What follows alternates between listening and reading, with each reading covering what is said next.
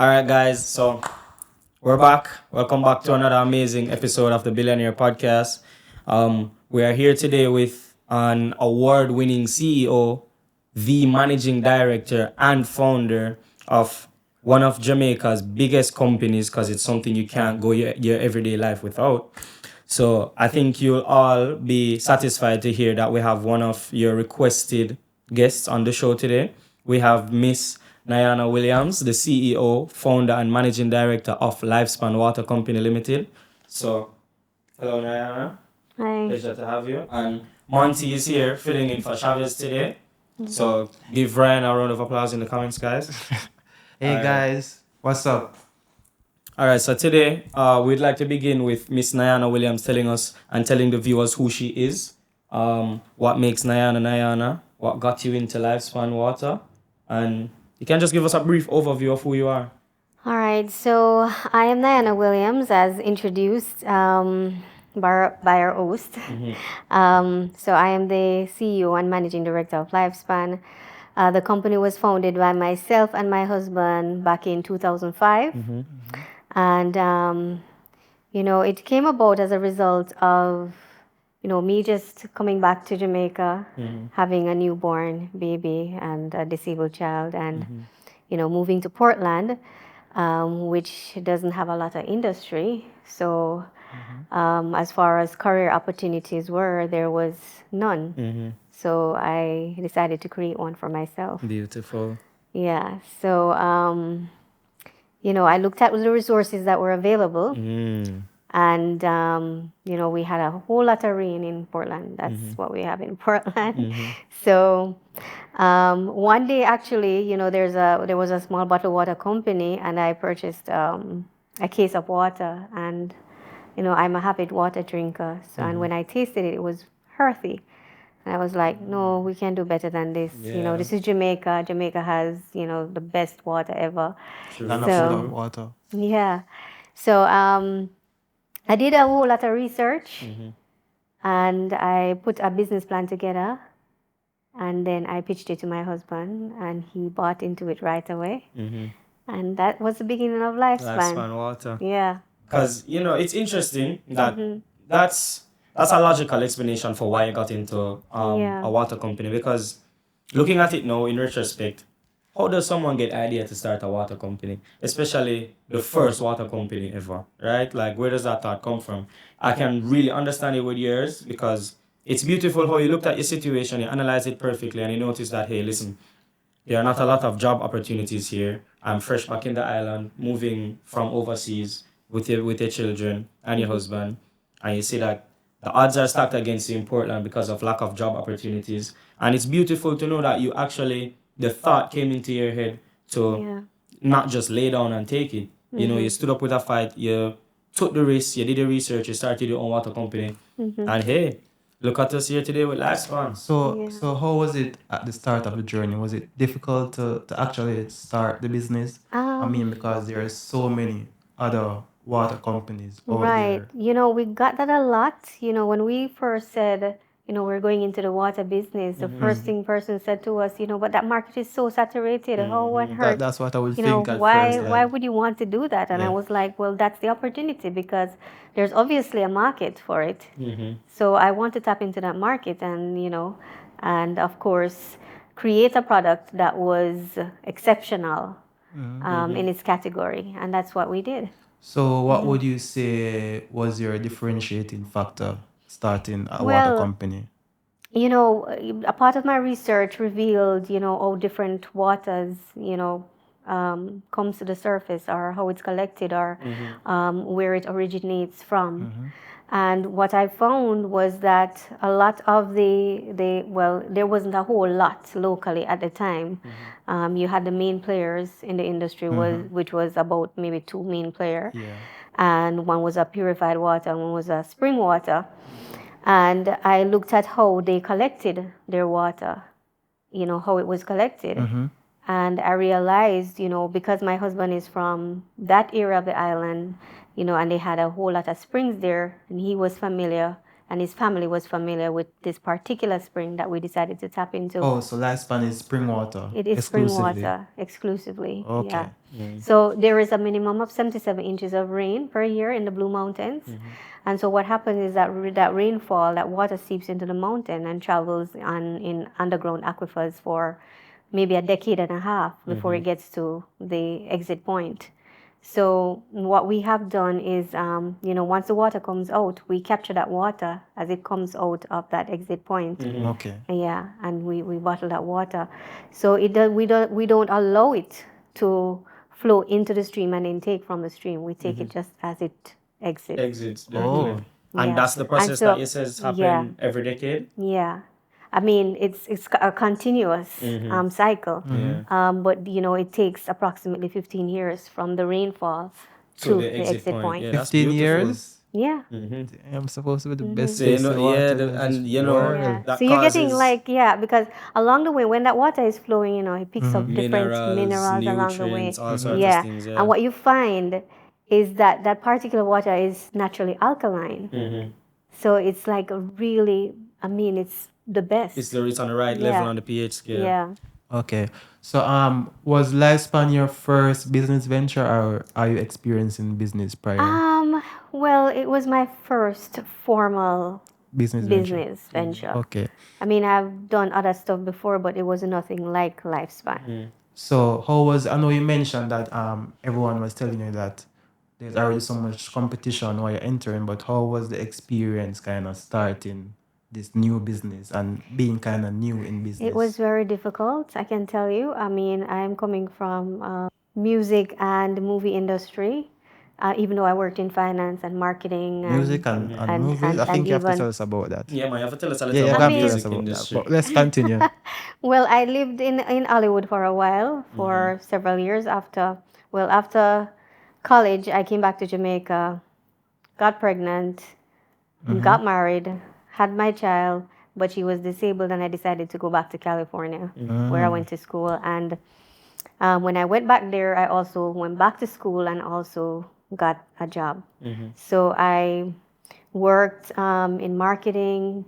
Well, first I started out in graphic designing when I was probably 19 years old, and some fashion modeling, and then I started working in the music industry.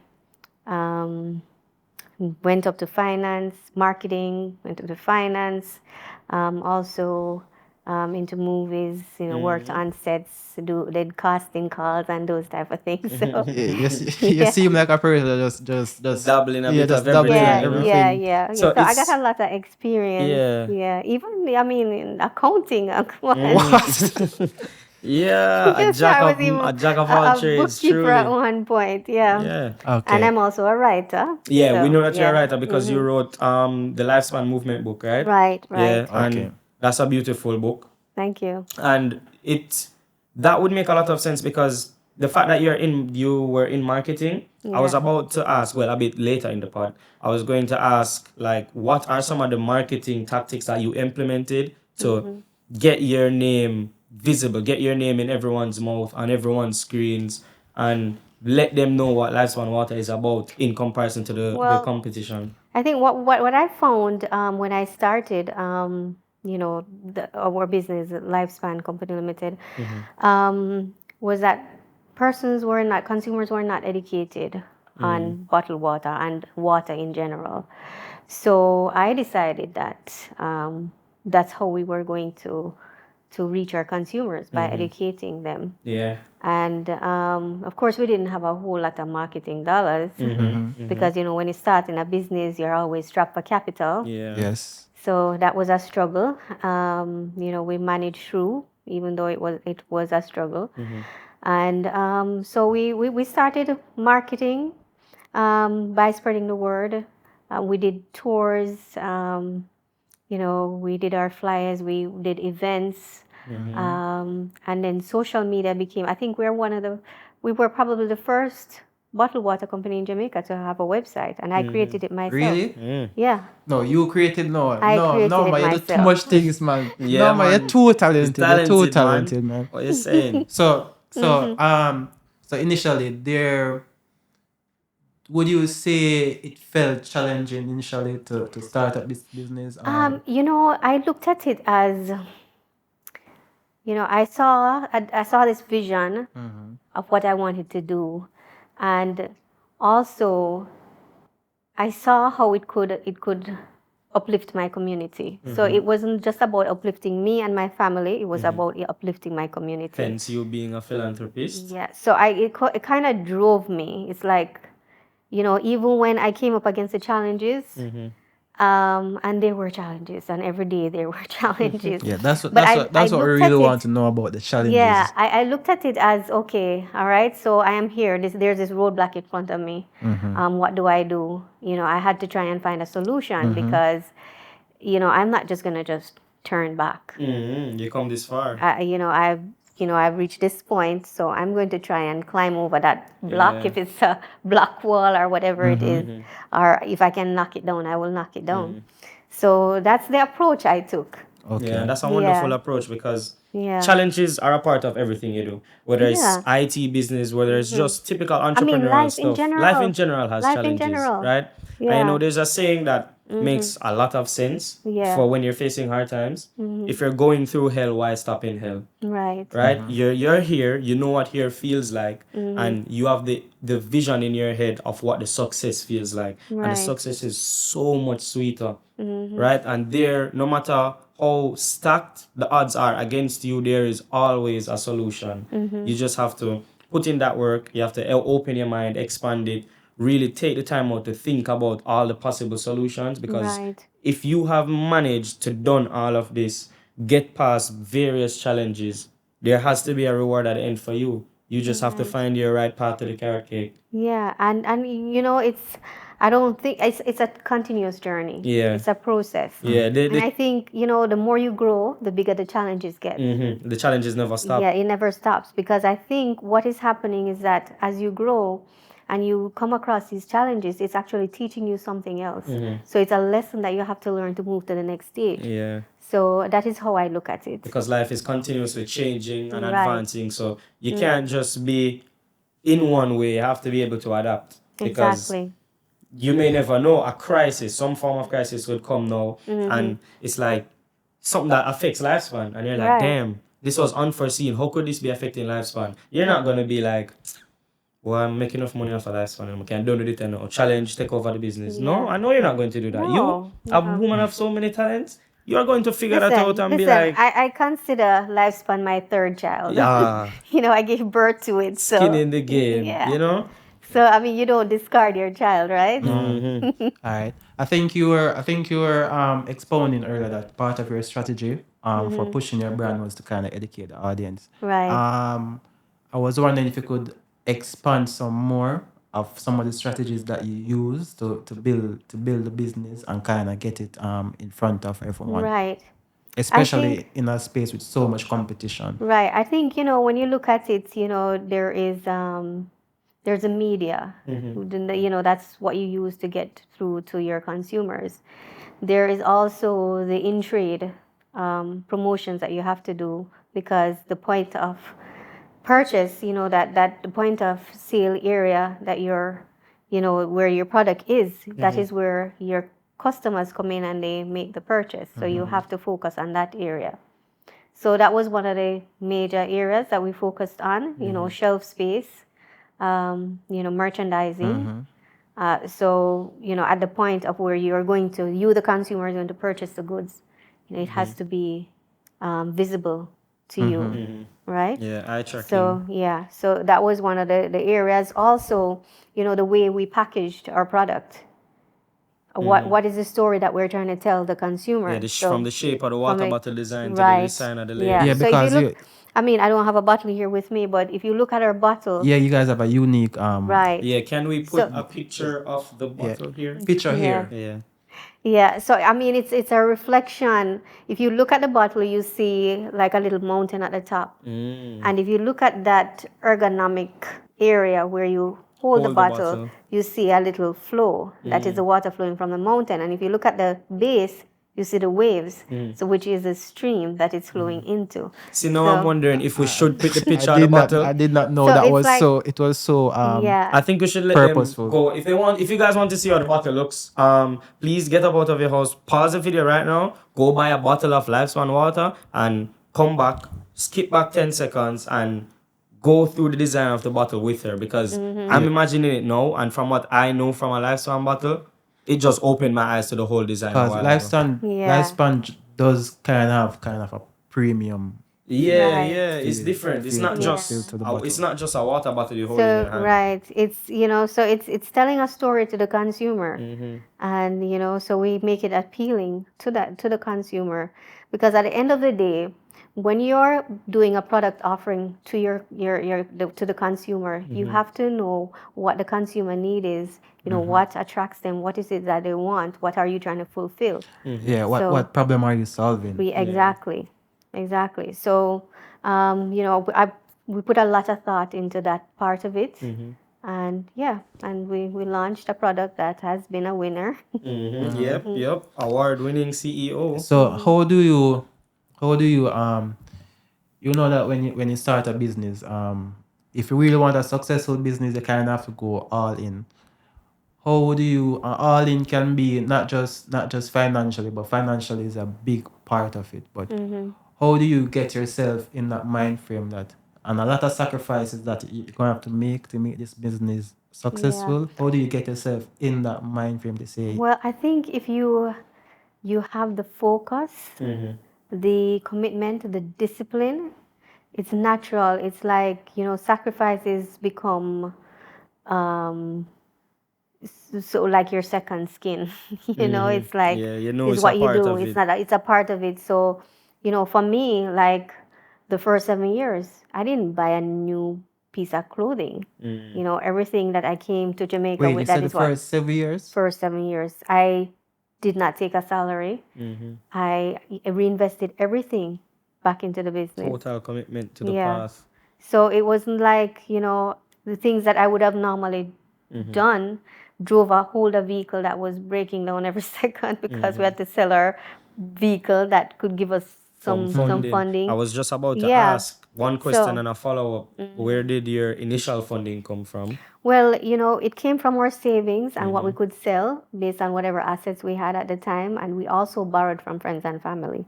So because when we went to the banks, they were not so inclined to to lend a startup business any money. And I think it was around 2007 when we got our very first loan through the JBDC. It's 2007 or 2008. We got our first business loan through the JBDC, which was a fraction of what we needed, but it helped. It helped a whole lot. I remember when we just started out, we were using our pickup trucks as our delivery vehicle, which, if it rains, our product was going to get wet. Yeah, wet in the back. Yeah, so even if we put a tarpaulin on it, Portland is rainy, it's going to get wet.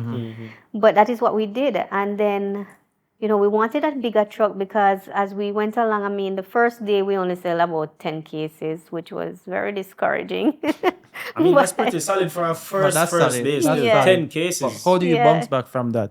Well, I was excited because we actually when I sold the first case, I was really excited, to be honest. When I first got the first supermarket sale and started and put the bottle on the shelf, I was so excited. I was so grateful.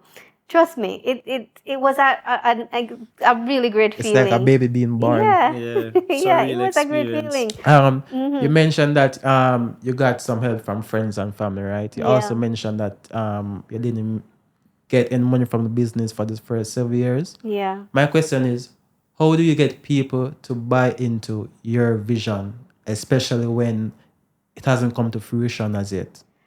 Yeah, I think it's how persuasive you are. So, if you believe in what it is that you're doing and you sell it in the right way, people will buy into it. Yeah, because selling a product doesn't just mean physically, here's an iPhone, buy it. Right. You have to sell them the product, the experience, Right. what the product is. You have to sell them the knowledge of the product. Yeah, so a lot goes into it for Yeah. real. So looking at now, the CEO of LifeSpan, over a decade in the industry. Over 18 years now. Over 18 years, almost 2 decades. Looking at the world today, do you think it would have been easier for the business to excel today or back then when you started? Well, I think for every business, doesn't matter whether you started 10 years ago, 20 years ago, or now. I think it takes you through the same process. You have to you start a business, and there are certain things that you have to overcome in order. Canon events that have to happen. It's that's true. there are phases that you have to go through because it's part of the growth and the changes that come along Necessary things, with growing. character development. So it's like, for change to happen, you have to have those kind of growth spurts and the slow inclines. climb. So in today's world, I hear the sacrifices that you had to make for your vision to become a reality. Most people today will not do half the things you did. Half the That's true. sacrifices you make, they won't do it. Right? They'll spend $200,000 on a new phone, but starting a business is too expensive.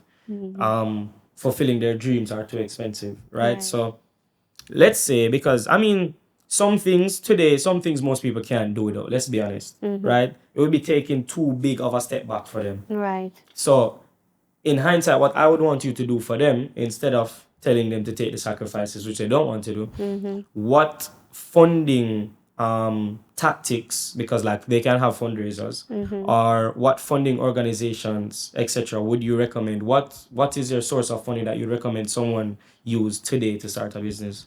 Well, today you have more options because you can get investment capital. So like back then we were mostly reliant on loans, on bank loans, or but now there is crowdfunding. There is a group, an organization called First Angels, which they invest in startup businesses. So it's like a group of investors coming together, local business people in Jamaica, and there are other investment solutions as well Firms, that you can tap into as well. But one of the things is not just say, okay, I want to do a business and I'm going to go there. There are certain requirements, prerequisites that you have to have in place, because if you don't have a proper business plan with the proper projections and so on, to sell your business, yes, you can do the pitch, but you also have to have the documentation to substantiate what you're doing. You have to show that you have done your research, and to interject, I think that's a major roadblock for a lot of Jamaicans, because let's face it, a lot of Jamaican business are kind of informal. And a lot of people kind of have like solid business ideas, but they don't necessarily have the structural, the knowledge to structure it in the right way and plan it out. There are organizations and there are consultants who you can go to. It requires some amount of upfront capital that you would have to invest in getting those things done. But if you have that plan in your mind and you're not equipped by yourself to put it on paper yourself, you can employ a consultant, or you can, I know the JBDC, they assist persons. They have that type of services available. You pay a fee, and they can create whatever business plan that you need and put all of those projections together. And there are also other entities, accounting firms that probably provide these services as well. So it's just a matter of researching. But I know that us Jamaicans don't like to research. No. Which is not good, because that's not good. it's not good, because we I think need we kind of borderline superstitious about certain things also. we have to get the information that we need. Definitely. All right. So what was your vision initially for LifeSpan, and would you say you have achieved a vision? The vision that I have for LifeSpan, I think it's huge. But we have been growing. I think 5 years ago our growth was more than 14,000% from when it started. So we're quite a ways now. I haven't looked at Wait, you the said calculations. 5 years ago your growth was 14,000%. Well, you're So over so what's the 40,000%. growth? What's the growth now? Yeah, I need to look back at that. Yeah, but I mean, every year we have grown. The only time that we have had a setback was in 2020 when the pandemic came upon us. And yes, everyone says, okay, food and water was selling, but we also have to think about, the lockdowns. There were constraints, and there was a domino effect after that. So then you have the supply chain issues. Yeah. So Shipping issues. shipping delays and those kind of things, and that would affect the business. Yeah. So we did have some amount of setbacks, in the pandemic years. 2023 has started out good so far, thank God, and we're very grateful to that, and we're on our way because we had big plans, and because of the pandemic, those plans had to be set aside, and so we're looking now back at achieving those yeah. goals. I would like to congratulate you on surviving COVID because I've said it in past videos as well, and I'll say it again. I think COVID was a very, very, very necessary canon event to happen to entrepreneurs. Definitely. It left for two reasons. Yeah. It left those strong enough to survive, to survive. To survive. You made it through COVID with your business, especially. We had a few guests that started businesses in COVID, and I didn't get the chance then, but I'd like to commend all of them now and everyone that is unseen that has Definitely. done that, because COVID was a make or break moment. Yeah. It It was a definitely make or was. break. You had to adapt on the fly. You had to get used to this new world order for what it seemed like. Right. And it just had to happen and you should look at it good as well that you because survived. I mean, we had to navigate some uncertainty. Yeah, Yeah, how because did you and then- adjust to? How did you Well, adjust let to me that? tell you, I know for a fact that my staff, I saw the uncertainty on my staff face, so I had to be the one to be optimistic. Because if I seem Lose like all hope, yeah. then they would lose hope. So even when I was locked away by myself and I felt the uncertainty, and I couldn't show it. I couldn't show it because I was there. I had to push my put my on team. the leader face. Yeah. Yeah. So how do you train yourself to be a good leader, or do you think being a good leader is something that you're just born with? I think we have to self-evaluate a lot. Nobody's perfect. So I do a lot of self-reflection. I take personality tests all the time, emotional intelligence tests, see where I am lagging behind and see where, I am high up there and try to balance When you say it. personality test, you mean like you just look in front of the mirror and No, are you no, like no. like actual Like a tests? psychometric test. Really? Yeah. And A to measure me, committed leader. Yeah. A committed leader that So knows what it takes. so I'm constantly self-evaluating myself because I want to be the best that I can be. So I think it's important to constantly self-evaluate. Yeah, that's good. So LifeSpan is not just island, but it's regional, right?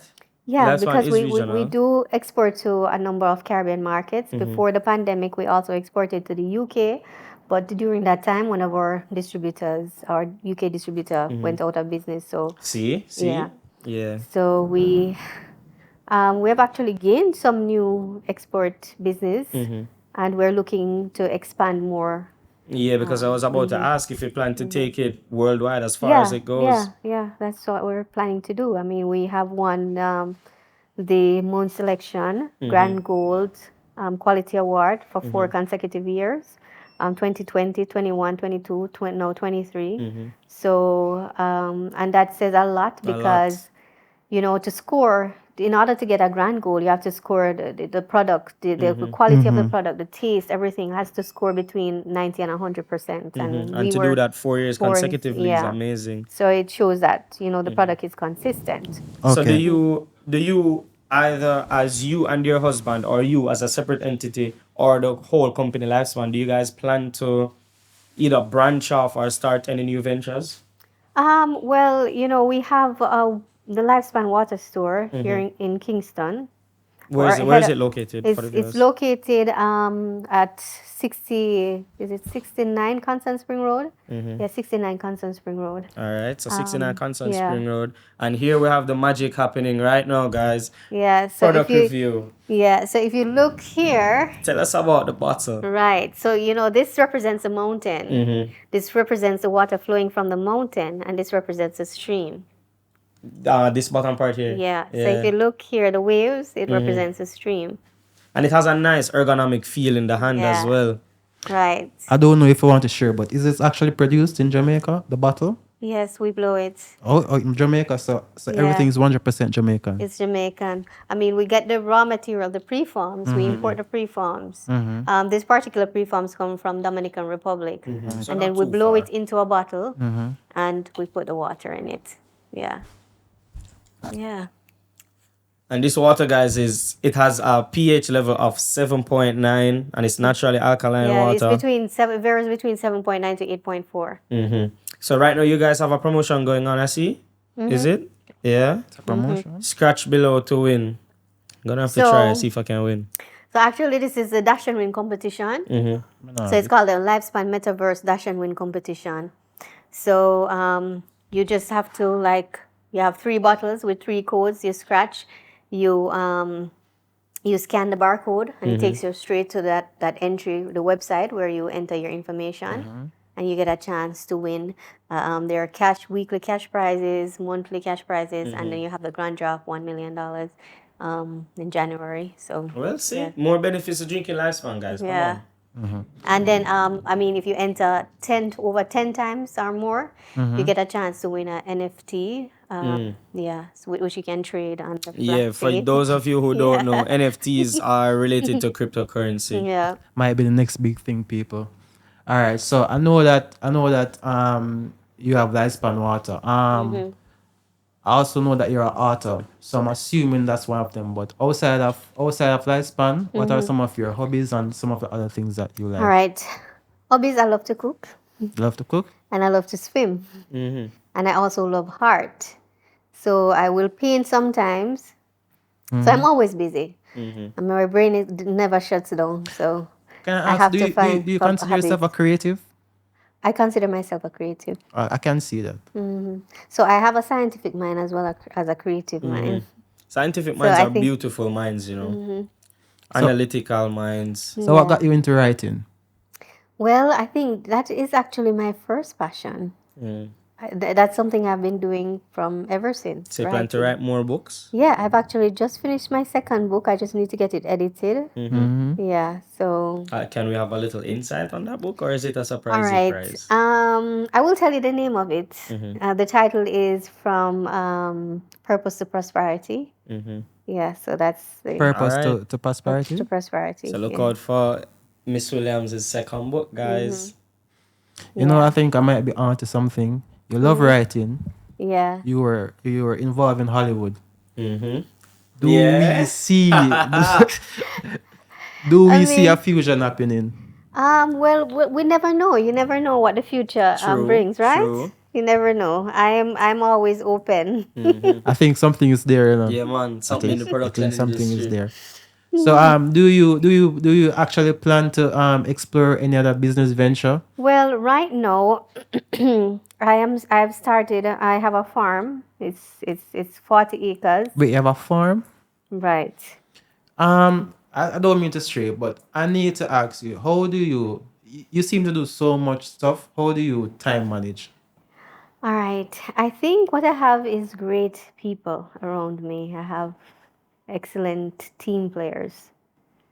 So I come up with these ideas, these visions, and then these people carry out the task. So the people must attract you, or you just know to pick the right people? Well, you know, I choose some people, and I have people who choose people.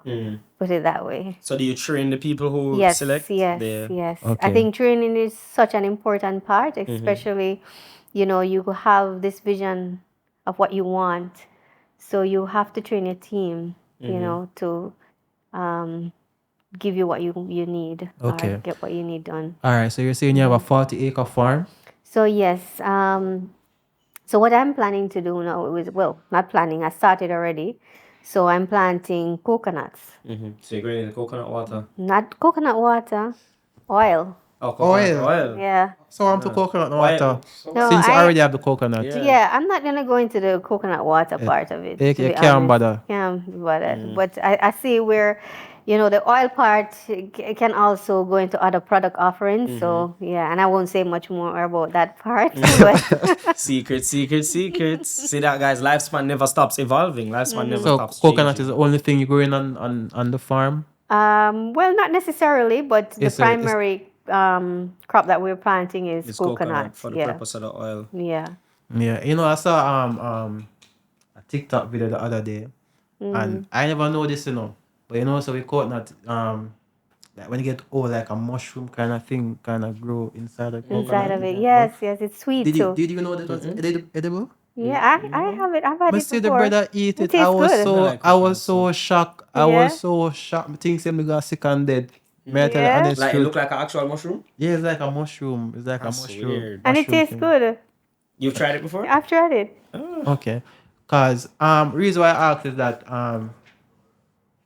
like if you're making a product or if you're going to a product venture, I would assume that you want to kind of maximize on like everything that the product can actually produce. Or is Yeah. it that you just kind of decide, all right, this makes sense, but this probably is not as feasible to do. So let me just do this alone. Well, I have my son who is 19 years old. He is attending university classes and he's also a management trainee. So he's going to be my successor. So he has been doing extensive research and experimentation. And he actually handmade cold pressed coconut oil. Him and his cousins were experimenting. Cold press, that's a process Cold- of extracting coconut oil, I'm assuming. From the coconuts. So I mean, from oxing the coconuts, taking it out of the skin, and they did all of that, and also explained to me that they're going to turn the trash into coconut flour. Coconut flour. Coconut Right. flour. Well, so probably that's one of his. Probably that's one of his. Yeah, his so I'm ventures. so excited to see what they really come up. The outcome of all of these things. Yo, yeah. that sound genius too. Yeah, facts. No, coconut flour sound genius too. What? That's copyrighted, by the way. Yeah. That's copyrighted. Guys, But guess what? There's a lot to go around. I don't think even if we do it, we'll have enough. For everyone. yes, So I think on the question of that, right? Yeah. So for lifespan, people are telling you that the business already saturated. How do you, as going into a new business venture, say, all right, this kind of full already, or I really want to do this. So should I still do it? No, I didn't even ask that question. What I looked at was, okay, there is a market. And how are you going to, the primary thing is that you're going to differentiate your product. So what is your product's unique selling proposition? And that is what you use to enter that market and try to dominate. With the confidence in Yeah. mind, because you know what you're coming in there to Right. do. You know what makes you different.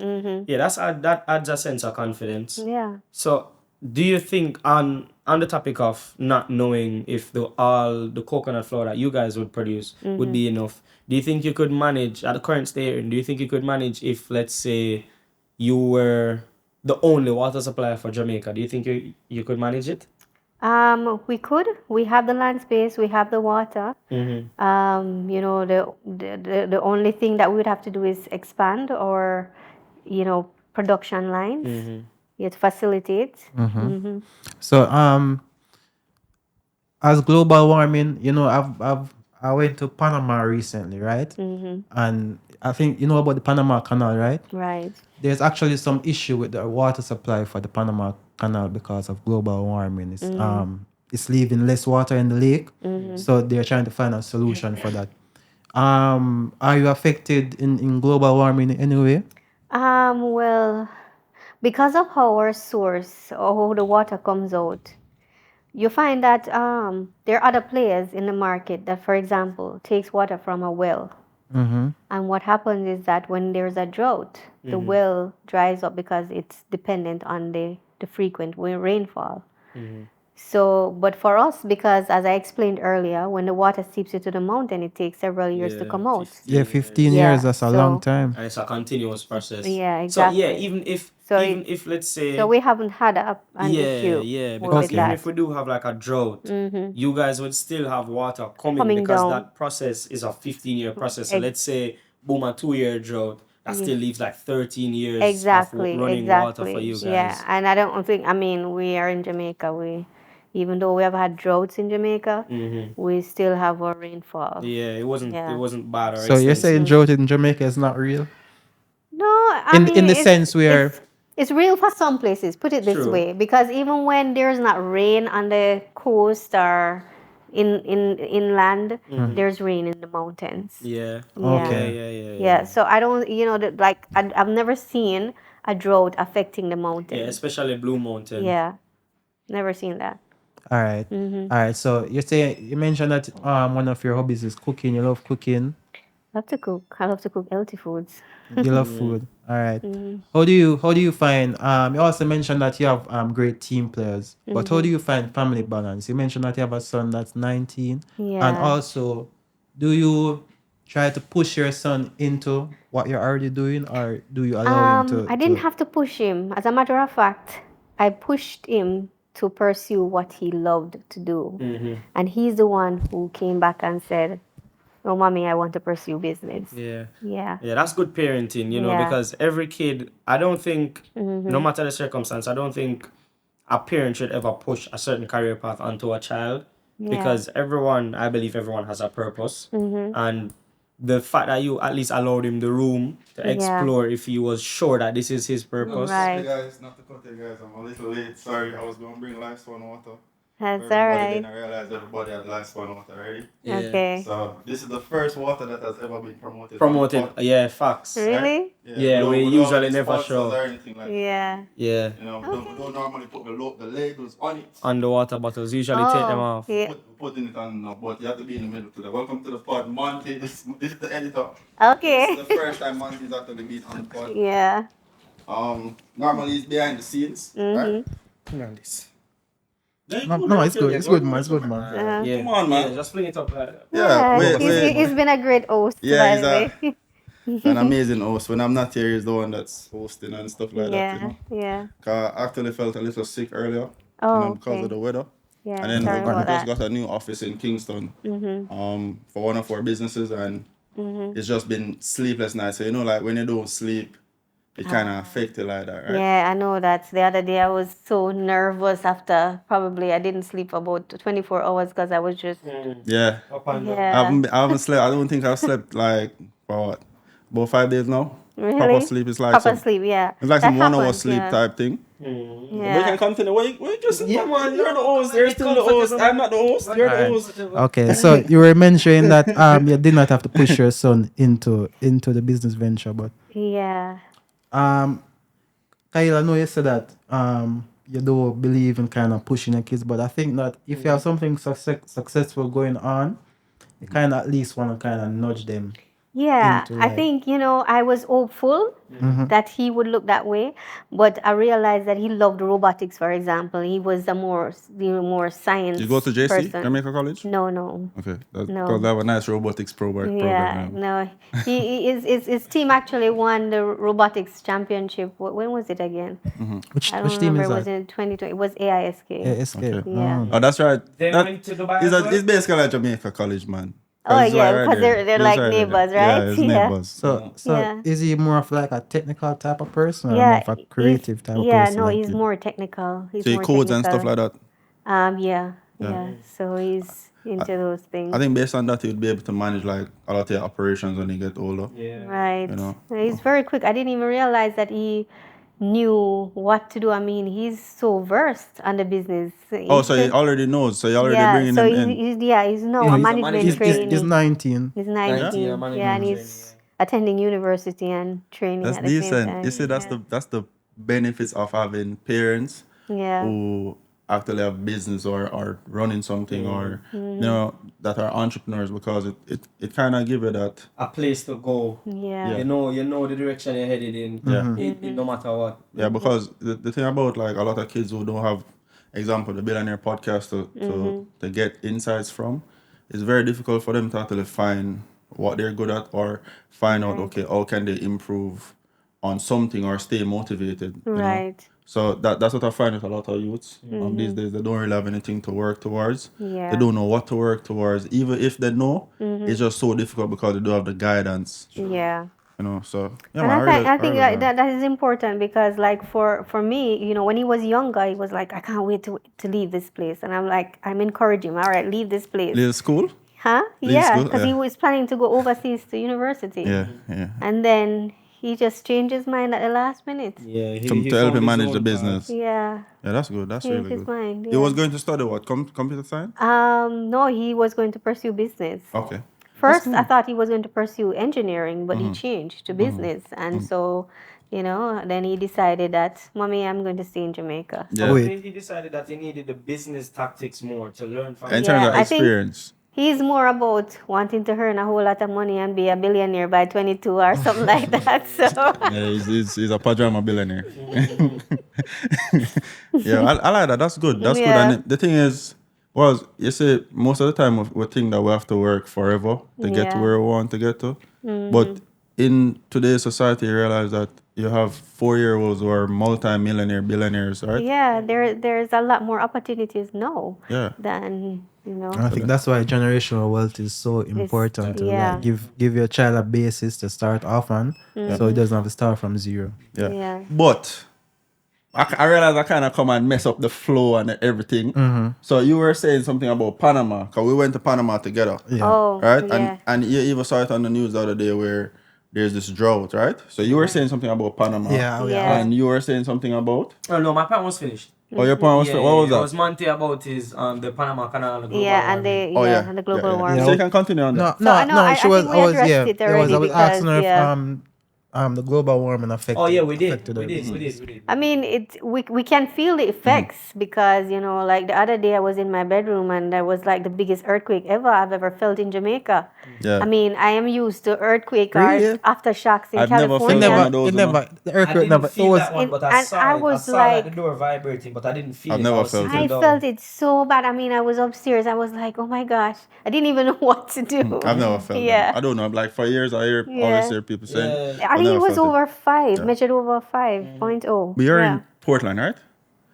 I went to Portland recently. There's this cabin in I'm very spontaneous, right? So I got up, I was like, I wanted something because we just came back from Panama, we're traveling, right? And I got up and I was like, I need something to do. I want to just get away, I want to go to the bushes. And I found this cabin in Portland, very nice cabin.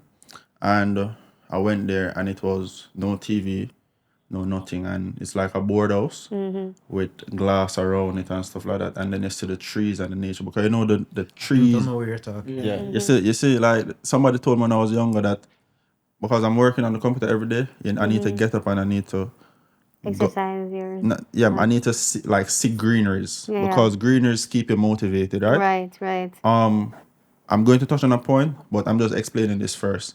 So that was one thing. And then the next thing I realized is that I saw this guy, Michael is his name, right?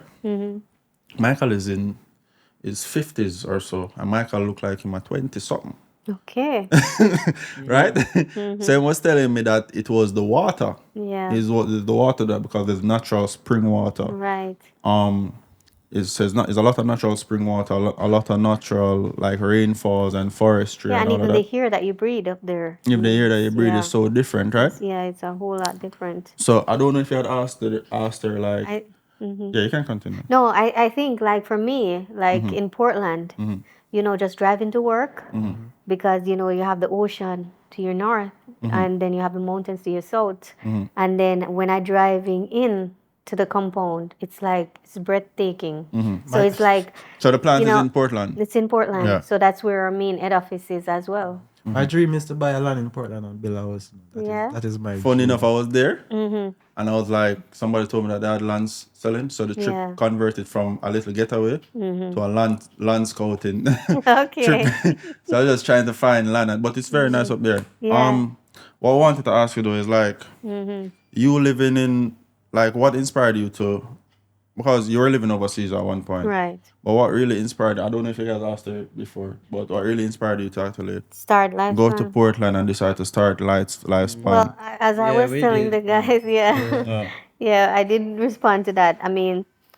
I came back to Jamaica, to Portland, where there was no industry, and I wanted a career. There was none. Yeah. No career opportunities. So, I tried a case of bottled water because I'm a heavy water drinker, and it wasn't to my liking, put it that way. Yeah. And I started doing a lot of research. And so I came up with the idea, did the business plan.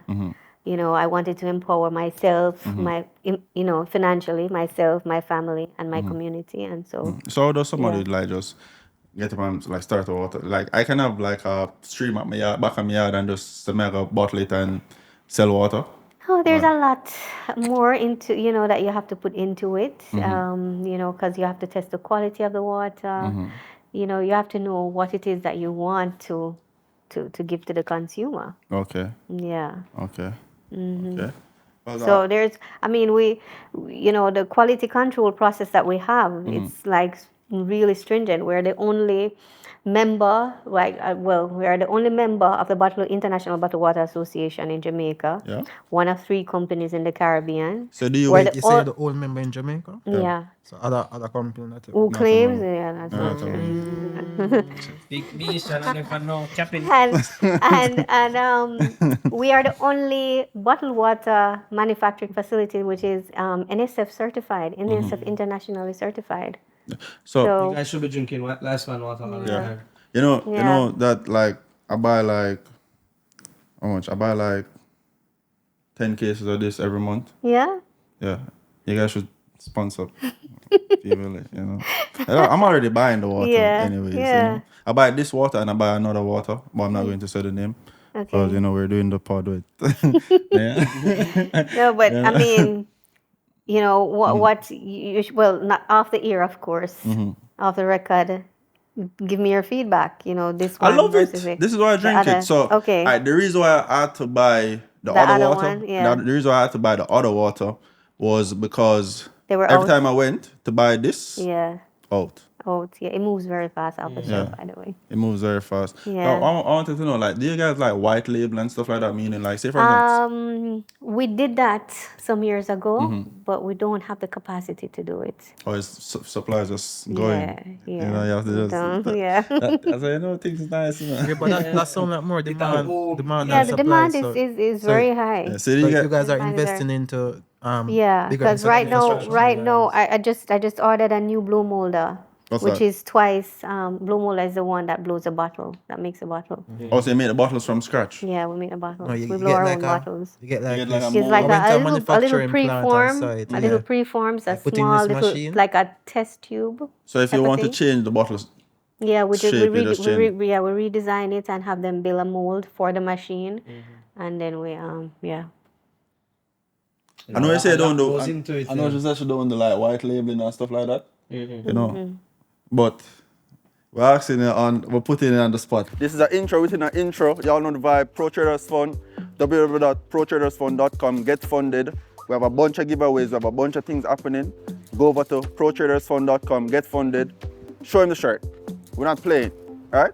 Pro Traders Fund. Y'all know the vibe. Super blessed, super rich. Watch the pod. Right now, because we need a water sponsor for real. We need a water sponsor. And I'm putting it. This is a bit. We're gonna get back to the pod, right? But we need we have over 200,000 people watching our podcast every month. yeah, Right? and you need to be drinking LifeSpan all I the need to time. be drinking LifeSpan water. And But we can talk over we here. can talk up here, So I'm putting it out there now. Yeah. If you guys don't see LifeSpan on the pod, she said no. She said no. Yeah, well, you guys can continue. Let me not interrupt You you. mentioned you were big on community, right? So Yeah. what are ways that you're kind of helping out your community in Portland? All right. Well, first and foremost, we're very big on corporate social responsibility, and part of it is also our staff welfare. So we ensure that our staff gets, have a healthy meal. We give breakfast in the mornings as well. So usually government institutions does that. We're a private company, but we do that as well, and so that is the staff welfare part of it. our HR put on a whole lot of different programs to engage our staff as well, the team, and that has been successful so far. And as far as our community, we help with anything that has to do with the environment, education. We support those kind of causes. Just coming out of the pandemic, the Buff Bay High School, the vice principal had contacted me and explained that as a result of some of the students that had to be doing online school during the pandemic years, when they came back to school, they were so behind.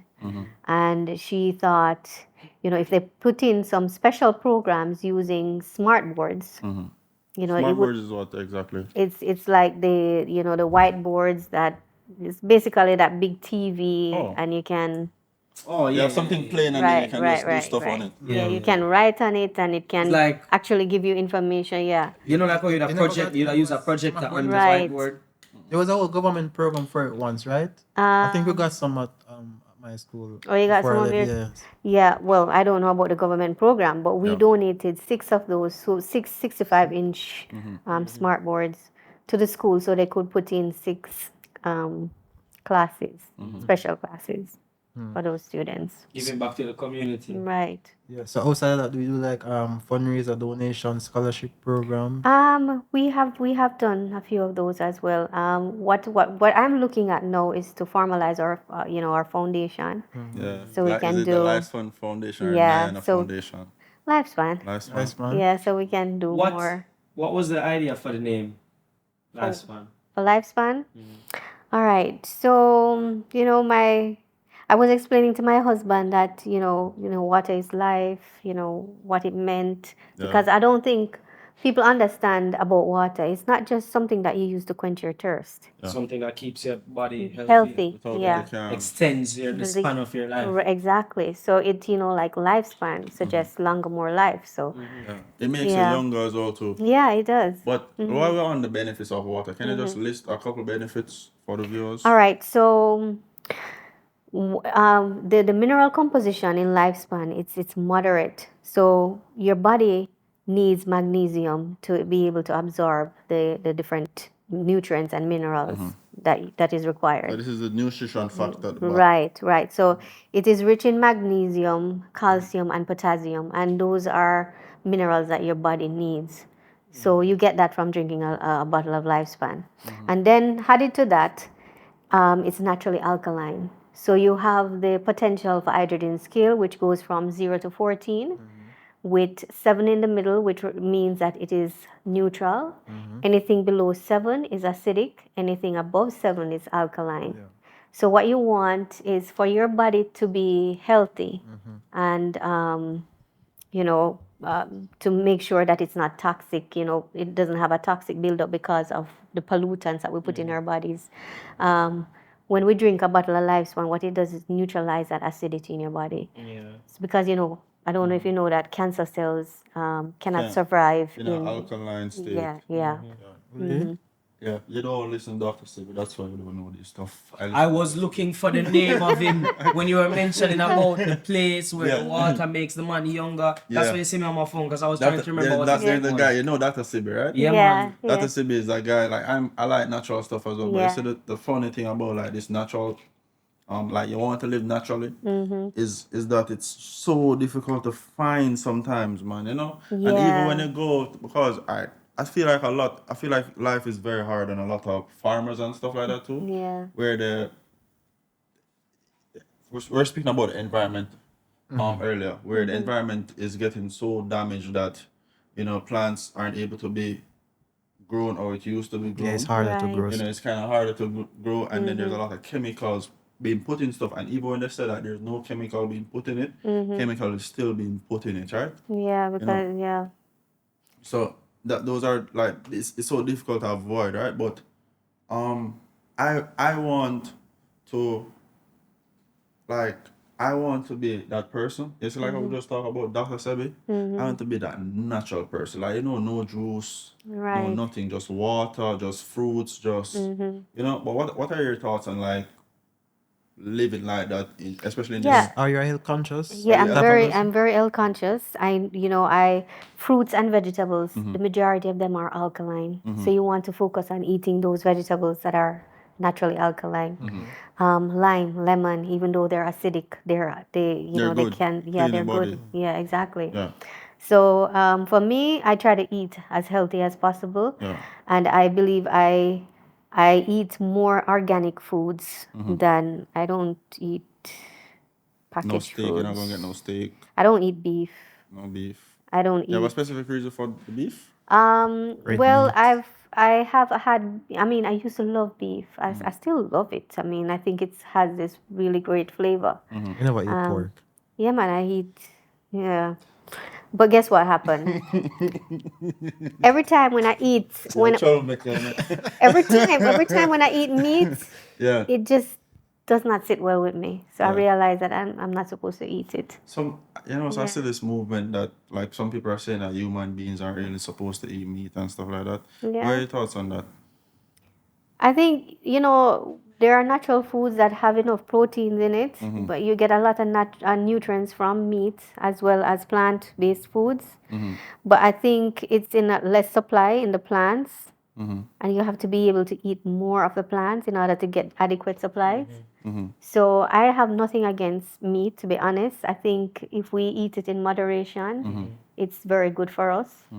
As a matter of fact, as you get older, you lose muscle mass, and the quickest way to put back that protein in your body is meat. Yeah. And I saw somebody who said that like meat, fish, or chicken or whatever. Yeah. So they're saying like if you're eating animal, which is meat, try to eat the more stronger, powerful animals, because if you look at it like a buffalo, right? That's what like Liver King eat, raw liver and everything. But then there's so much conflicting information because here you don't eat red meat because red meat takes so long to digest in your system. And then so it's like, how do you navigate like so much different things? Like that is what confuses me sometimes. No, and the thing is, I think you're putting a lot of work on your digestive system when you're eating solid foods. Just remember that. So solid food, which is meat, dumplings, and stuff like that. Yeah. So you're pressuring your pancreas too. That's why a lot of people get diabetes, I think, because then their pancreas starts, kind of slow down the way they do their work. Yeah. Okay. Yeah. So I think if you can blend your foods, it's better. It's better. Yeah. Solid. Yeah, because then you're putting the less. digestion process is easier, and you're still getting the same amount. So I mean, like you do your green juice and you put in your protein because you can get plant-based protein food if you're into plant-based foods. For the meat, don't try to eat it so solid. Not to say you should mince it, but that's an option as well. But I mean, I actually trained to be a health coach. Because for my purpose, my individual purpose. So I'm a certified health coach, by the way.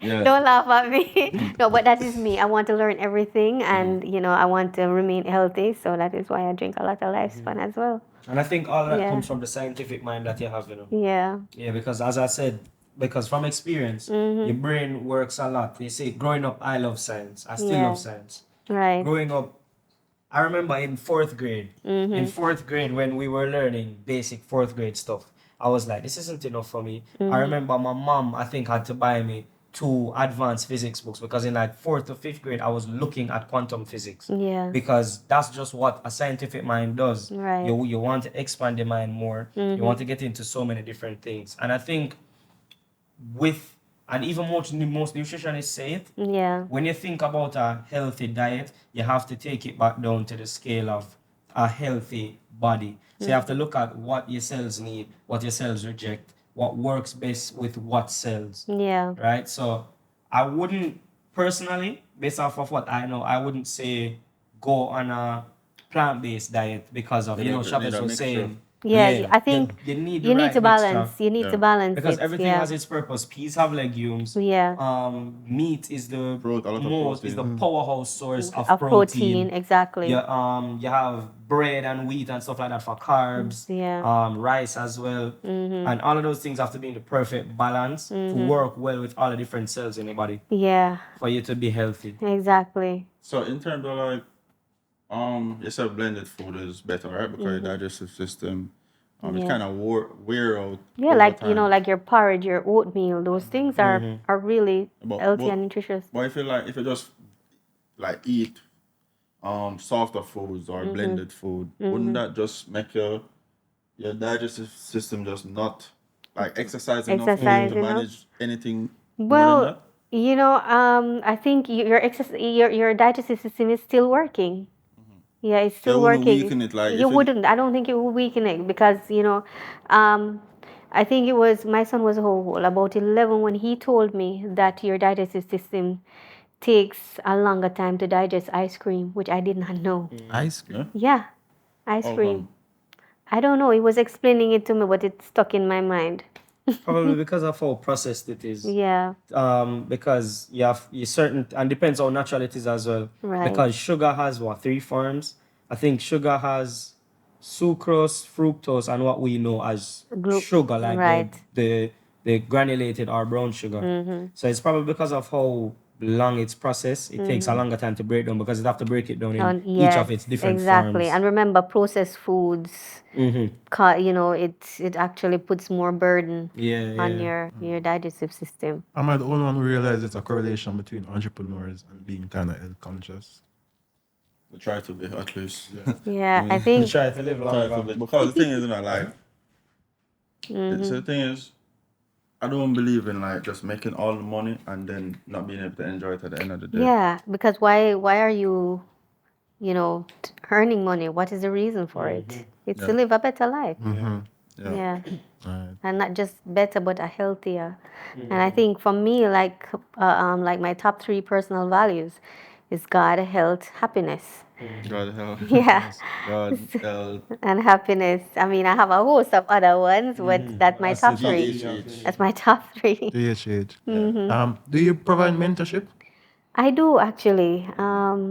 Yeah, there are several persons that I How does someone mentor. watching this video that wants to reach out to you to get mentorship from you? How do they go about that? Well, I do have my website where that people actually, they go on it and they send me A messages. personal website? Yeah. That you made yourself again? Yeah, that I made myself. Like you NayanaWilliams.com. sat down and Yeah. Yeah, she made the website for LifeSpan as well. Yeah, LifeSpan was the the very first first water company website. your to code have a or website. At the time, no, I didn't code. It's just, But just the put website the, is good. yeah. You're in the presence of a genius, you know. She does You're it. nothing short of a genius. So that was like, so you did that like when you just started, or Yeah. is it that your Let me team tell members you. come on board after? Yeah, because when we started the company, it was just me and my husband. We had an employee who came on board. Then his brother joined us, and then we just grew after that, and added How people. do you manage? How did you navigate? How did you navigate delegating? Delegating. Yeah. Whoa, I had to trust my judgment. I think I'm a very good judge of character. And it has never failed me. People have failed me, but I think I have been able to judge characters really good, and I choose people who choose me. Is that a skill though? Judging characters? I think it is. Natural skill. I think it's Yeah. something you have to be born with. I don't think certain things like that you can learn. Yeah, Certain things like those are personality They traits. call it like the I think spirit of everything- I discernment think or something. everything can be learned. learned. I think everything can be learned. Well, Sometimes we have a natural knack for a certain thing, Yeah, but so you're naturally better, but if you really want to learn, you this, can Yeah. you can learn Yeah. it. Yeah, you can learn it. Yeah, I actually I think learned- everything can be I actually learned. learned it the hard way. Because I had so much Yeah. things and I tend to burn myself out.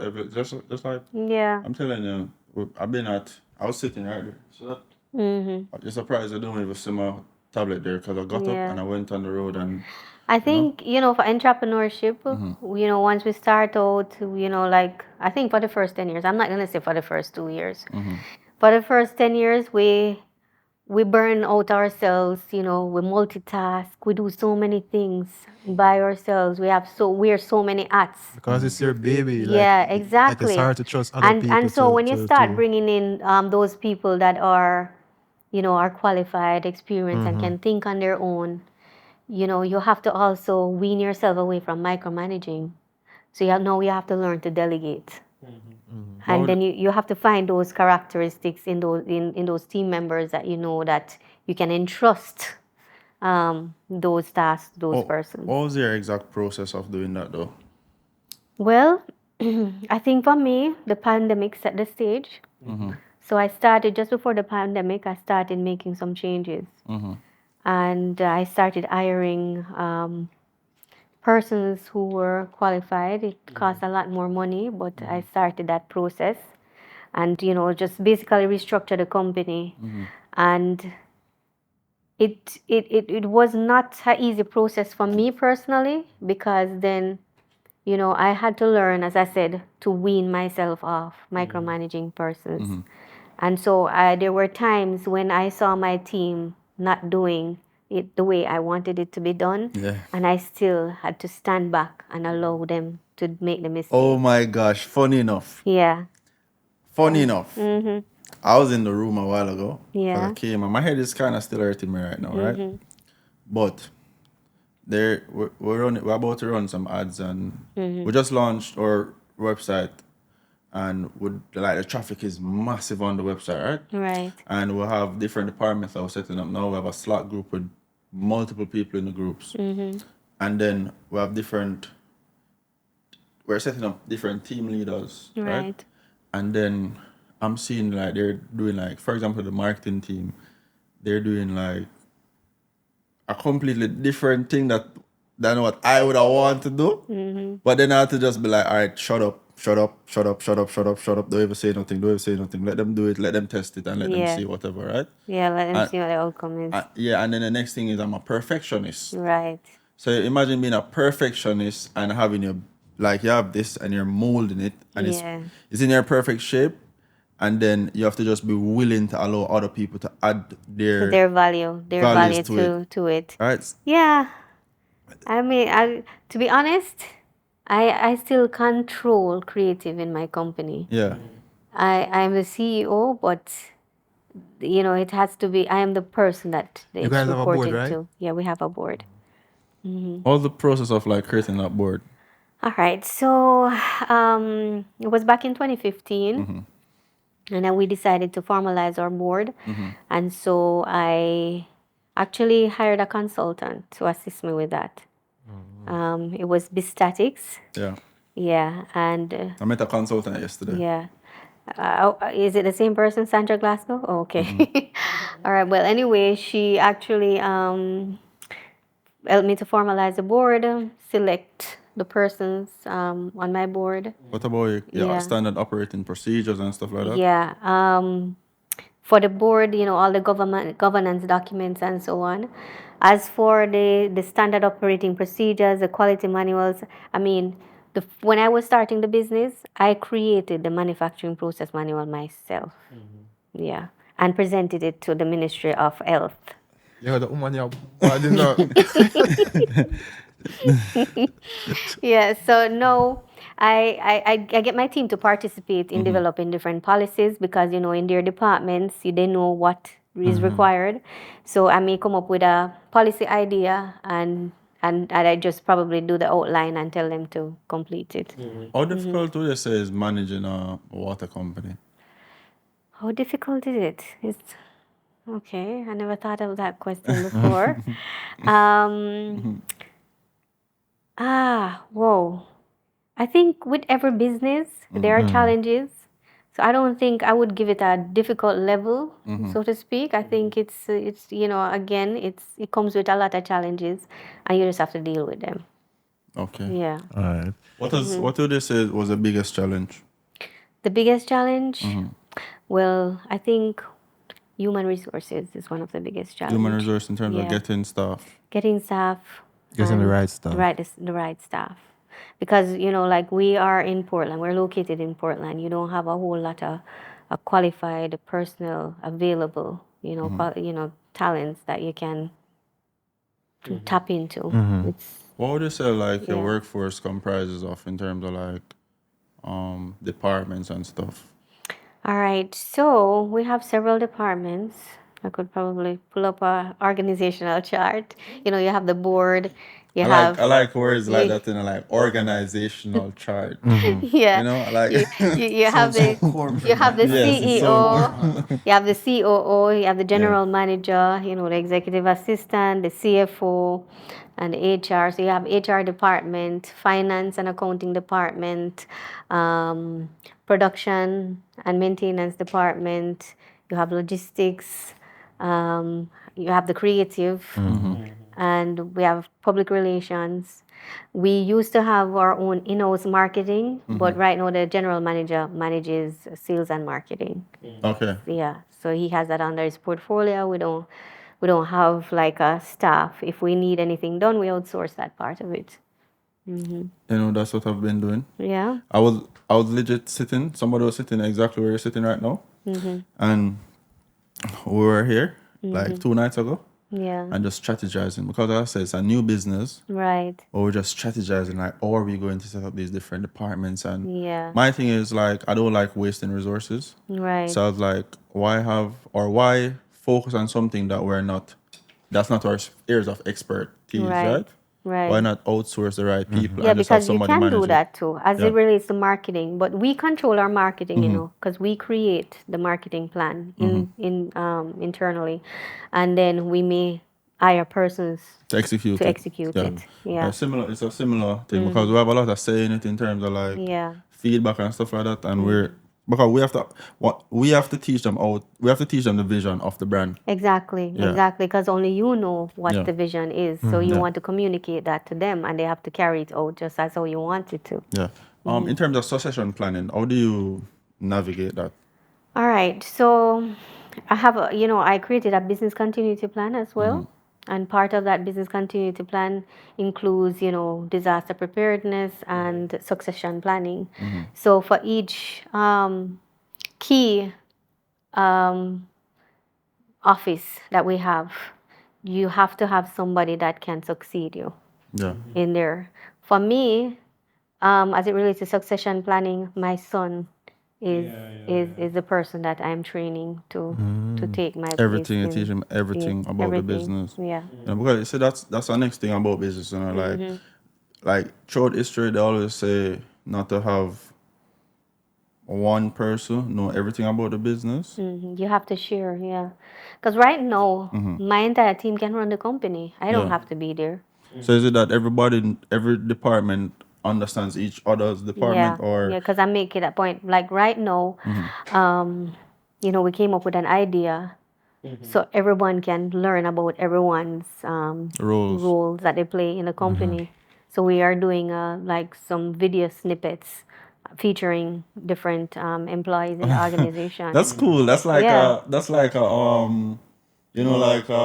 MTV Cribs type of thing. Hey, my name is this is my department. This is what I'm the controller, the ruler of here. So we just started that. Yeah. So that's good. That's a great idea. You're a great leader. You're a great leader. Thank you. You're a great leader, and I think you're so talented. Yeah, and based on just experience in business and where you've actually grown LifeSpan, I think you could offer I don't know if you already do it, but consulting and stuff like that. I feel like you have enough experience to offer consulting on not just water, but as I said, any business. There's a young lady that I know. I knew her back some years ago, and she reached out to me on social media. Was like, Nayana, I forgot your number, and you remember you were talking to me, and I finally decided I'm gonna start my own business. And so she was asking me for tips on what to do and so on, and I told her where she could get a business plan. Don't know. So she was like, oh my God, they're charging me $200,000. I said, no, don't pay that $200,000. She told me about what it is that she wanted to do, and I just created a template for her and sent it to her. Yeah, because like that. People don't understand that a business plan can either just be And as a step one, step two type of situation. You find time to do so many things. And people ask me, oh, I do so many things and I don't think about it. That just comes from planning your day really well. I mean, when you have life figured out on a certain level, you know what your plan is, and most of them are fixed plans. And you have the experience, so just go through and knock them off and be like, all right, I'm supposed to be here by then, and then after that I have this, in the night I have this. I think I think the way I approach situations, people often think that she have it very easy. Yeah. But I have such a solutions mindset that I really don't dwell on stuff like on problems. Problems. Just resolve them. Just resolve them and move on. I have some stories to tell you, man. Yeah. Yeah. I think we shouldn't waste energy on complaining and talking about the problem over and over again. You figure out what the problem is. Now it's time to solve it and move on. Yeah. That's how I see it. Yeah. Hey, that one really touched me, because it's like people don't understand the amount of things that might even happen, like throughout the business on a day-to-day basis. Yeah. That the consumer does not know about. Right. Right. So many things that happen. Yeah. There's a lot going on. Yeah. And they don't know about it, and then like how do you maintain like your sanity with all that is going on? Funny enough, I just told my team the other day that I need a little getaway pad for myself so I can go and peace out. I need that time. No, honestly, it's like, and the older you get, you realize that your needs changes. And so you have to make that time and you have to balance. You have to balance that time. And you have to trust your team members to do what it is that they're good at doing. And so you don't have to be worrying about what they're doing. Yeah. You know what I wanted to ask as well, like well, I see a lot of companies listing on like the stock exchange and stuff like that. Is LifeSpan planning to? We're planning to. We were almost ready, but just before the pandemic hit, and then the pandemic hit, and then we had to put it off. So Really? yeah. We need to talk.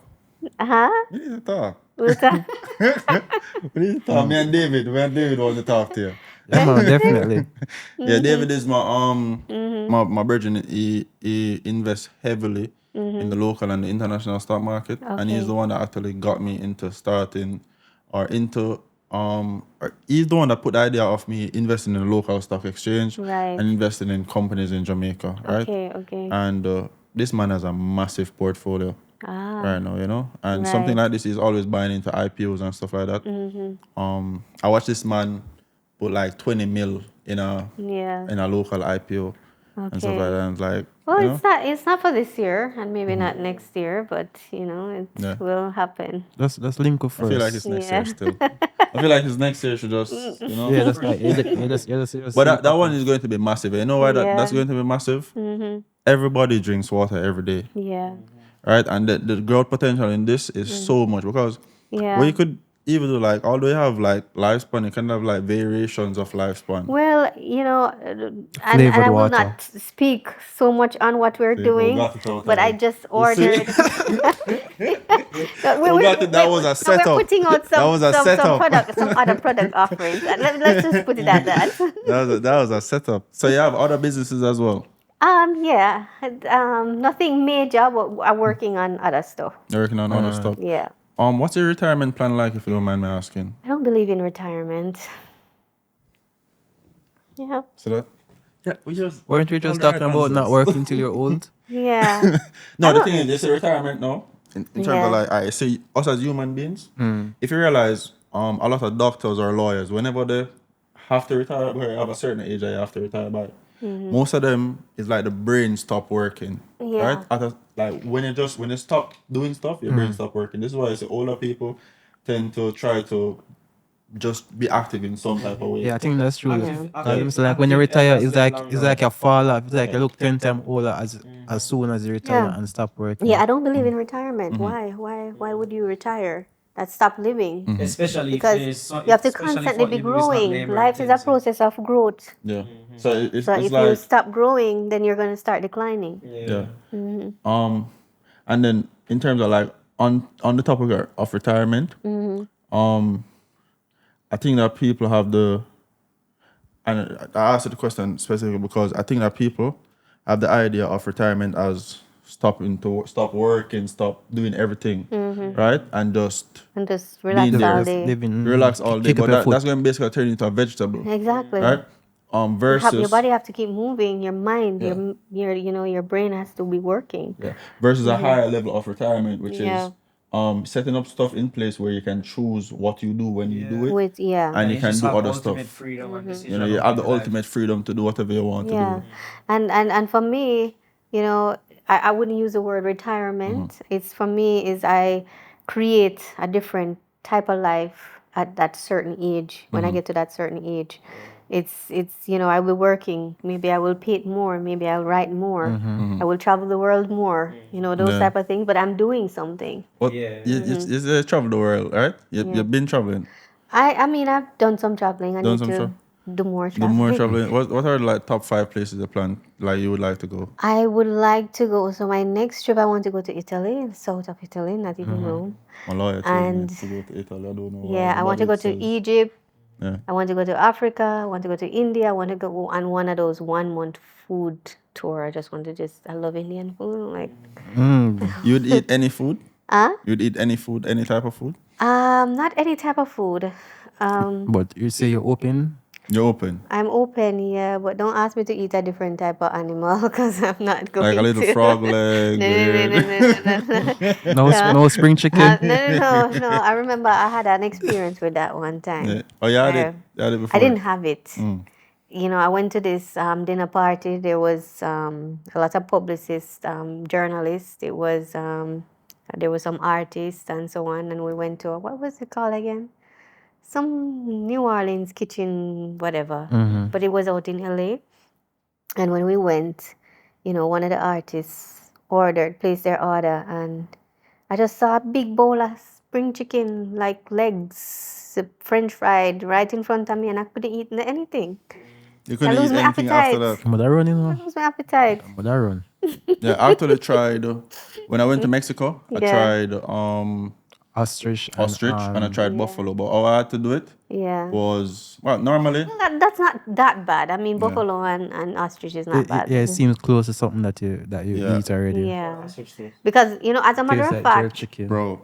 No, the other day. What? The other day. No. The other day, for the first time. Buffalo. The first time my cafeteria prepared, they have been preparing turkey neck. So they cook curry turkey neck, and I asked them what they had on the menu, and they told me that curry turkey neck. So I asked them how that is. And it's a really good, Mrs. Williams. And I was like, okay, I'm going to try it. So when I had it, it tastes all right. But I'm saying, this can't be turkey neck. I must ostrich neck this. Because it was like really huge. Yeah. Probably it was. But ostriches. Yeah. The thing is, have a long neck. I wasn't going to do it, right? I wasn't going to do it. Because I know they farm it. I mean, especially, like Mexico. Yeah. South of the border in California. Yeah. So I was like, we were there. We went to a Chinese restaurant we went to or something like that. Japanese. The Japanese restaurant. It's like they gave us the ostrich belly and they gave us the, what do you call it? The buffalo belly. And we had to cook it. We had to cook it ourselves. And they gave us a pot to cook it. Yeah. Yeah, just fry it ourselves. How was it? I know that if you go on International Drive in Orlando, like every restaurant serve alligator. Yeah, I don't think I would do that one. Yeah, I can't. That's too close that. to a lizard. Yeah, exactly. No.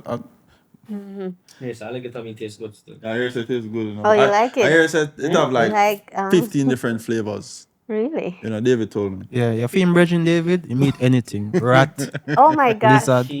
Monkey. No, listen. You can't give me any vegetable? That's fine. That's fine. For me, walk or swim. Yeah. We make jokes of it, but for real, like. Yeah. We make jokes, but the thing and that's what he has told me about traveling. Like, if you're traveling and you're not like putting yourself in the culture and just doing the stuff that are there, it's like that's the best way to actually enjoy traveling, you know? Right. Because when I was in Mexico, what I did was normally I would have like probably a chauffeur to bring me around. But then I was like, let me get a car and let me just go through. Let me buck up in a drug cartel. No, I was going to say that. Oh my God, you're brave. He's brave, right? Very I brave. went my way because I watched too much Narcos. Oh gosh. 'Cause, So- I mean, I watched, stuff where the media, people got kidnapped, and Yeah. I mean, tourists got kidnapped and all of that kind of stuff. The thing is, what I realized with Mexico are going to these different places. Yeah. Speaking of like the cartels and stuff like that, that's what people know of the place, right? Right. And it would scare a lot of people from going there. But when you're actually there, the culture is just so amazing. The people are so amazing. If you're not going where you're not supposed to go, It's like you're Jamaica. good. Think It's of a like, tourist in Jamaica. You hear say Right. Jamaica this worst place, but you know say it's only if you go to certain places in yeah, Jamaica. so you just There's stay away so from many tourists. And good every places. country has that type of thing because we're in Jamaica and some people are like, they're not going to go Mexico because they don't want to get this or that. But like, are you going to Mexico to go to that place? Or are you Right. going to go to like the tourist areas or the areas where, other people are there and you're safe? So it's just about pre-planning. When before you're going, you just enjoy yourself. Right. So, but you never finish with the list. My list? Oh, did I name 4? Yeah, I think she's I need one. She did Four. Okay, so I mentioned Egypt already. Yeah. Africa, You mentioned Egypt, Egypt, Italy, India. Italy, too. Italy. India. Yeah.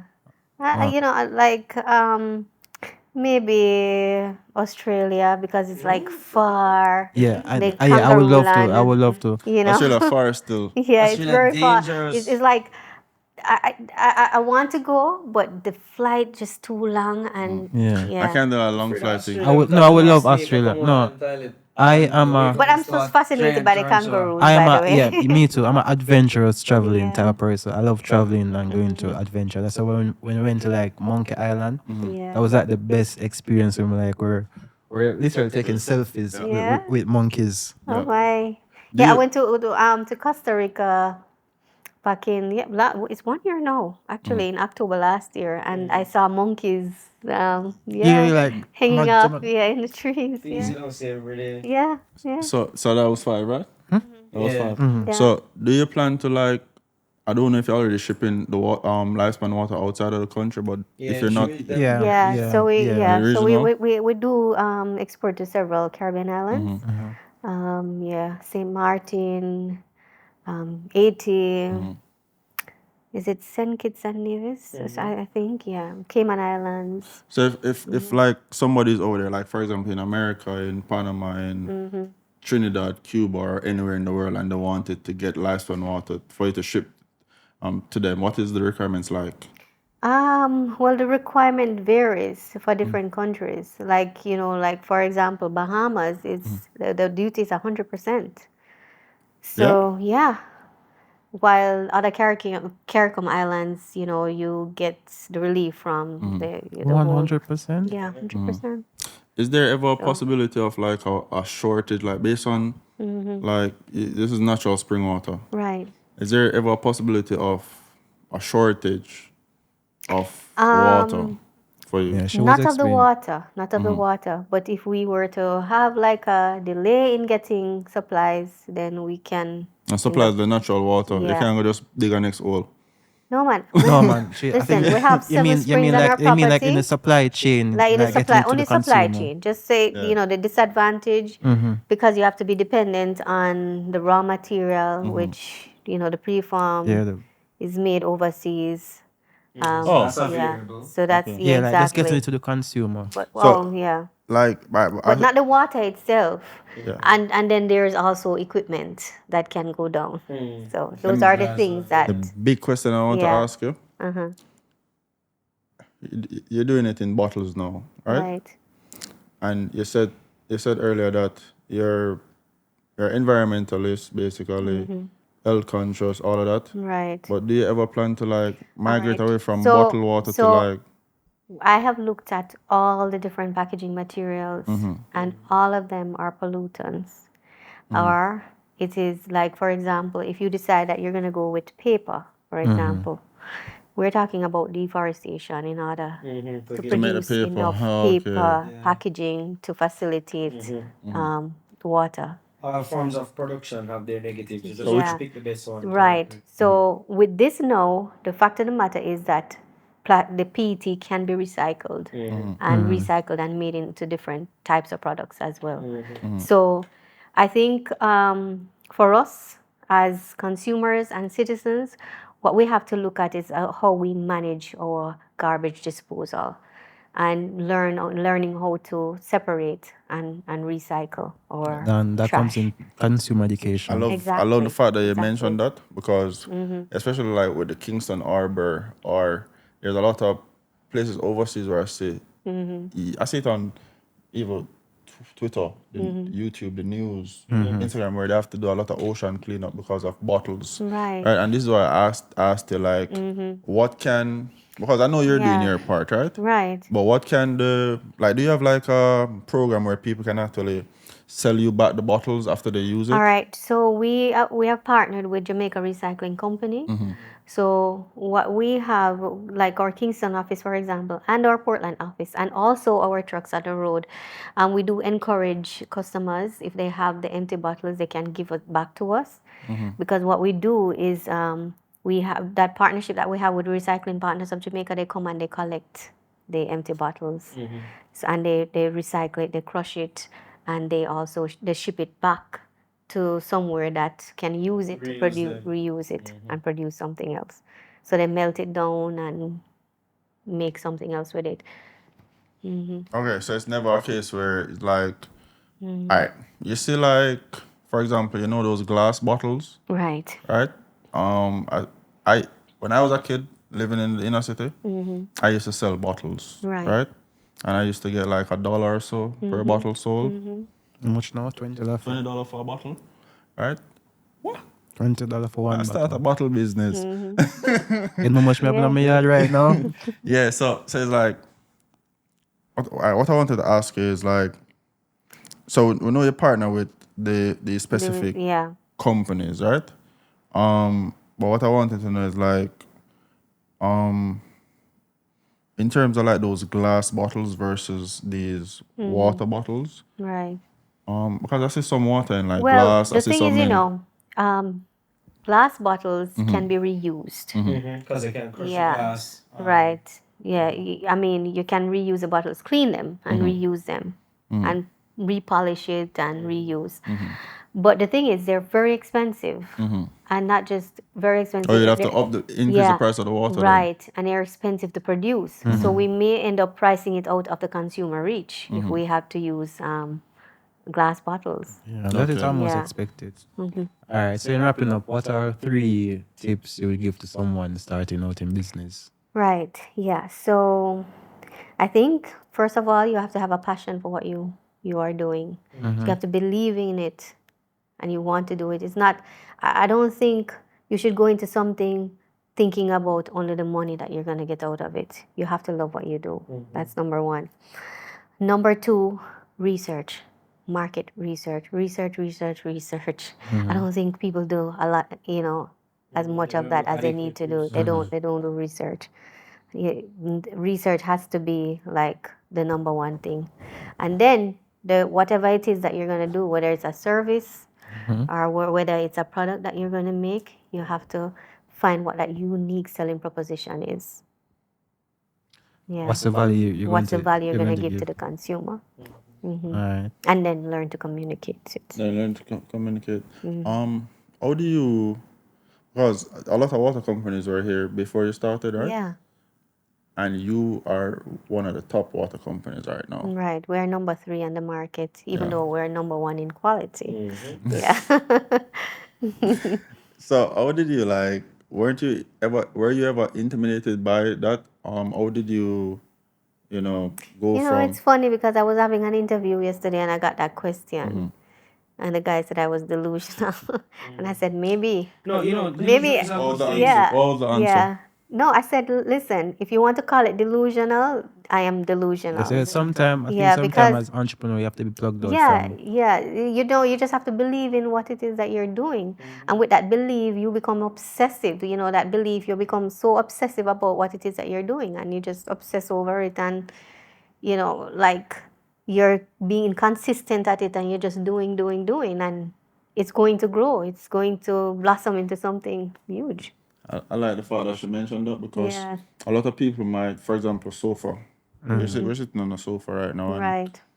a lot of people might not want to start a sofa business, example. Yeah. Especially if they're like a carpenter, really good at stuff. They don't want to start because they're like, somebody else is already doing that. Yeah, and the market full and all of that, right?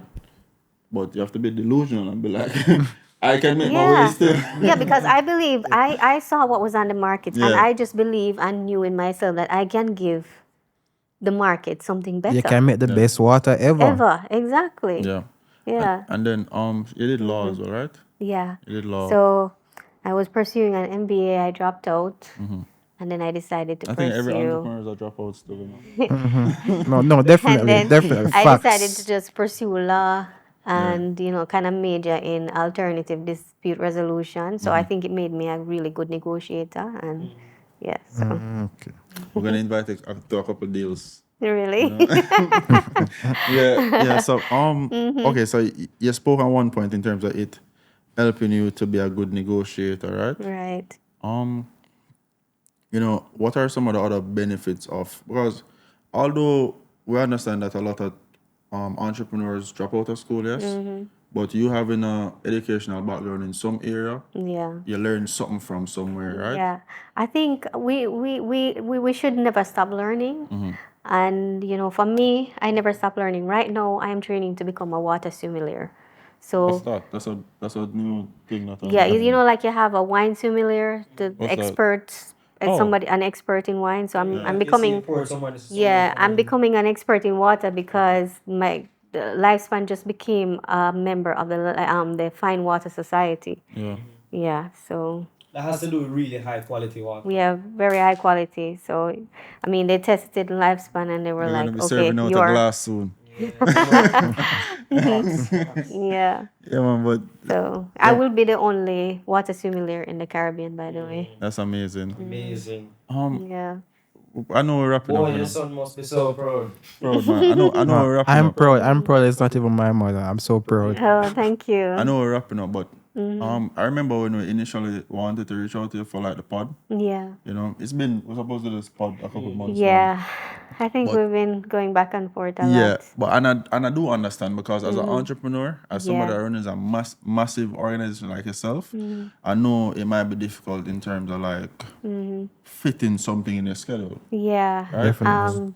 But I remembered that I needed to do it, and as soon as I remembered, I reached out to me, and I was like, "Listen, I've had you waiting for too long. Let me just get this over with and done." This is just great. Just like like speaking there, like on Instagram or wherever we speak, the energy is she's just such a, like, you can feel that she's a good person from there. Thank you. She remembers the little things. Yeah, but that's so respectable. Like you followed up, like. Yeah, she followed up. Yeah. So then the next thing is what I want to ask you is, are you able to actually stay on your schedules and like follow up and like remember to do this or to do that, especially with so much things going on? I think it has become such a natural part of me, but I will not take all the credit for it. I have a very wonderful assistant that reminds me. Yeah.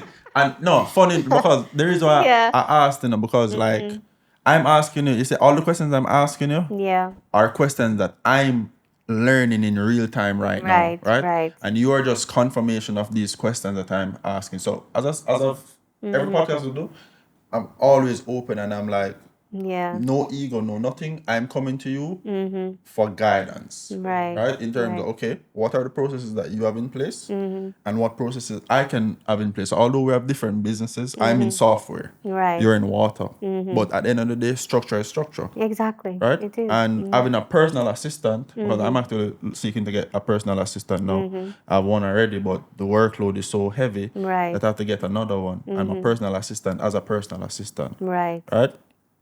So it's just to learn as much from you to say, okay, Yeah. even when you were And you have to have them manage you. Yeah. That's the thing. Yep. They have to manage you. Yep. That's Because I find myself double booking myself. So sometimes, you know, my assistant is not there and somebody called me and said they need to do this. And I'm like, okay, yeah.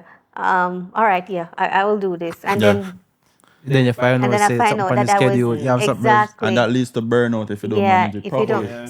So sometimes I want to help and I want to confirm, but I can't do it because my assistant is already managing that part of it. And sometimes when I go and interfere with it, no. That's why you have to leave everyone to do their job. Exactly. Yeah. And in terms of, you guys asked anything about like work-life balance? Okay. Yeah. Okay, so you're able to like balance that because you have your assistant and Yeah. Okay. I mean, I used to work 24/7 before. Now I have rules. I have trying to- boundaries that I have now set that, okay, I'm not taking home work on a weekend, but that's not totally true. But, you know, I try to. Yeah. yeah. Yeah, man. So how can the viewers reach out to you? Well, they can contact me through my website, www.nayanawilliams.com. Nayana, that is Yeah. NAYANA Williams.com. And also LifeSpan, they can send a message on LifeSpan to the message will get to me once you go on the LifeSpan webpage. So you're still the CEO or you're somebody? No, I am the CEO. Okay. I do have a general manager that manage the day to day, but I am still a big part of the day to day. Like was it yesterday morning? I did crash their meeting and went Sometimes in I have to there. crash meetings still. Yeah. One last question. Do you does your husband play active role in the company? Well, in the beginning, my husband was like the muscle behind. Oh, he might show the water in the He created the infrastructure. He was like the engineer, and but like he's not really active in the business. No. Okay, you got stuff going, man. You got stuff running. He has other stuff he's doing. And and that's the thing. Like, focus on what you're good at and focus on what you're passionate about. Right. That's the main thing, Yeah, like LifeSpan is my passion, so of course I'm gonna. You can still be partners. You can still be partners at something, and not necessarily be a part of everything that's going on. That's true. Yeah. You don't have to play the active role in the corporation. Yeah.